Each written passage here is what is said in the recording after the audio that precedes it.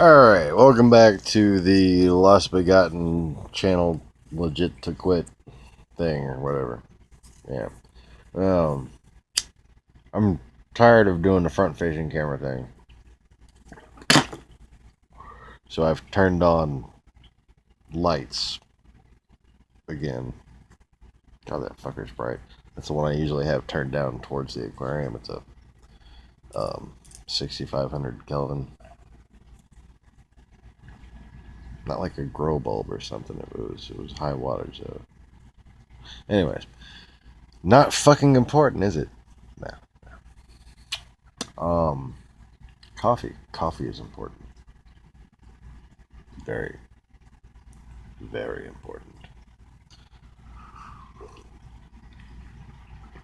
All right, so I'm not trying to fuck around. I'm just, you know, I really can't get comfortable talking to a box that's sitting in my hand, and then looking a little bar graph later to see if anybody fucking. Oh, okay. Apparently, I've had a digital conversation of some sort. Anyways, it all seems quite bizarre to me. But I make do with what there is because, yeah, long fucking story involving no one listening to Zathras. But speaking of listening to Zathras, I had two things I want to talk about. There's two things I want to talk about. One is no, not Benghazi.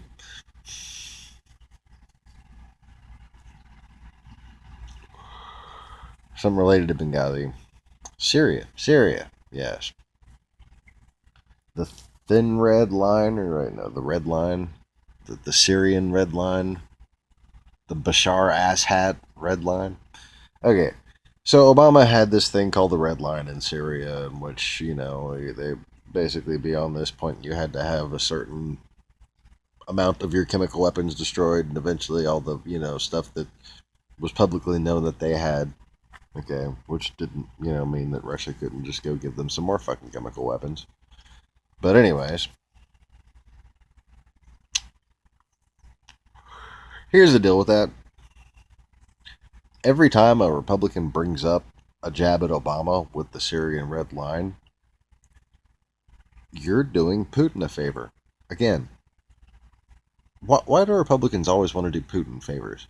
Okay, the reason why we couldn't fucking attack Assad was because Obama went in there thinking that Putin was a member of the international community.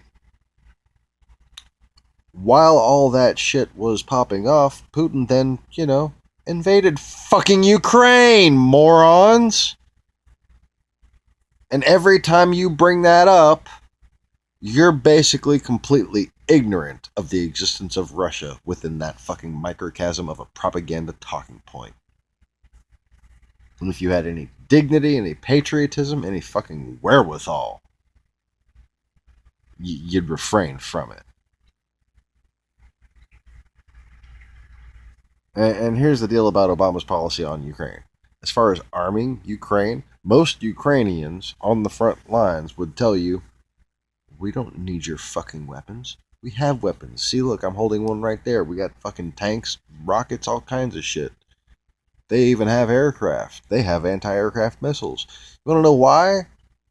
Because they're the ones who made most of the advanced shit as far as avionics, sightings,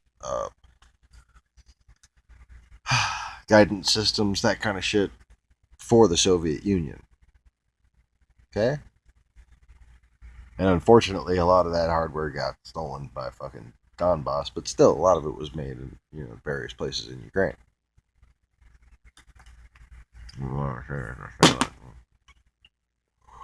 Well,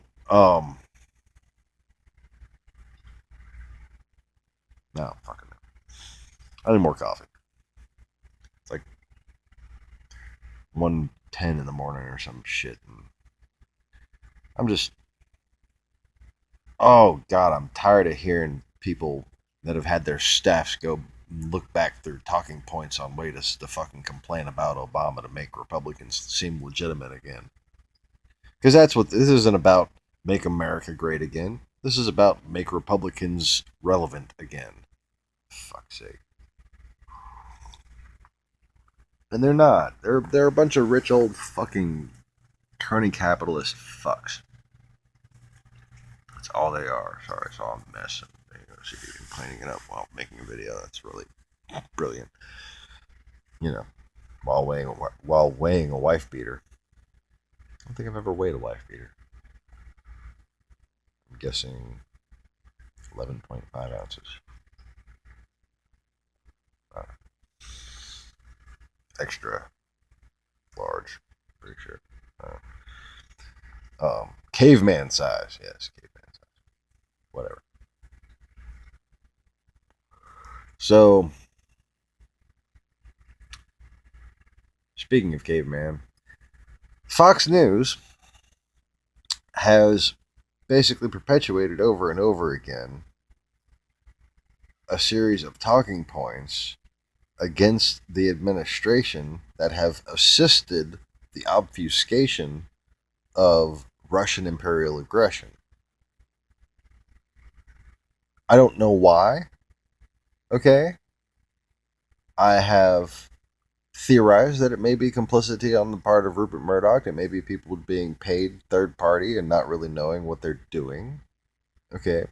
But the fact remains, Republicans, by and large, right-wing media, by and large, has been covering the ass of America's primary enemy.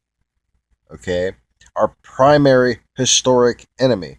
And I'm not just talking about, like, Cold War. It goes back further than that. Because you're thinking in terms of nations as places with borders. I'm thinking in terms of the actual global elites. Okay? And this is a group of people I refer to as the Georgians. Okay? Georgia is no longer Georgia, but, how convenient. But they were referred to in, ancient times as Georgians because of their heritage relating towards legendarily, legend had it, rumor had it, they were related to the Gorgonians. Okay, like basically evil sons of gods and goddesses and shit. Like not nice people. That was the point. And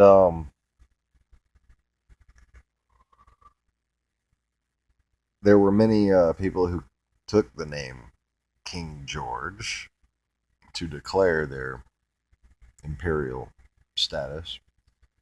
And the United States happened to have rebelled against one of many King Georges that was of the Gorgonian, Eastern, Prussian lineage. Although it wasn't always Prussian either.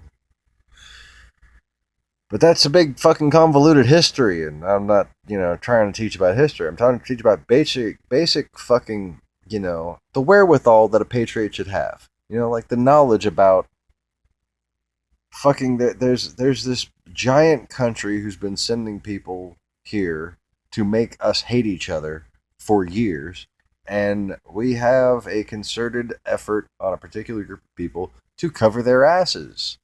Okay? And there's on the far left too. Okay, the Young Turks, the fucking whole Bernie or Bust crowd, I feel exactly the same way about them. But there's this real fucking problem we have, and it's called hypocrisy. And what you need to understand is that hypocrisy breeds chaos. Hypocrisy will cause crime. Hypocrisy will cause wars. Anytime America is seen as hypocritical, it moves down. Okay?